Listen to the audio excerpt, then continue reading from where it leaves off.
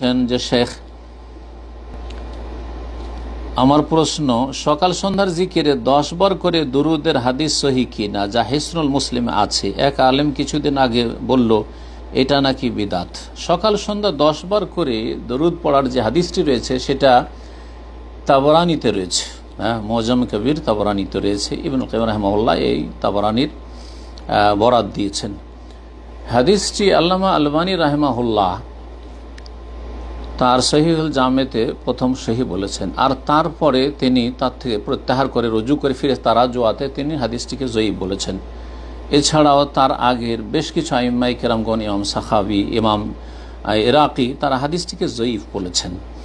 তো এই হাদিসটি জয়ীফ, এটি হচ্ছে কাছাকাছি, জয়ীফ কথাটি ঠিক বেশি। সুতরাং যদি সেটি জয়ীফই হয় তাহলে এই আমলটি করবেন না।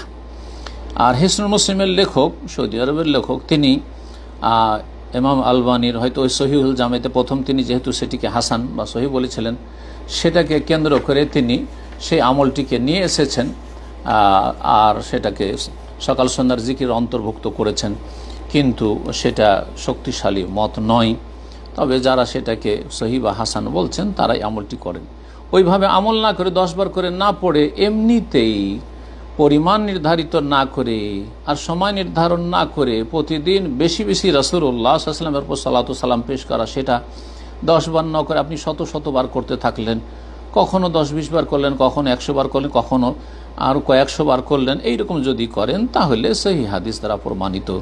সুতরাং ওইভাবে করবেন, আর এইভাবে করবেন না যিনি বলেছেন যে এটা বিদাত, বিদাতের কাছাকাছি, কারণ হাদিস সহিহ নয়। আল্লাহু তাআলা আলাম।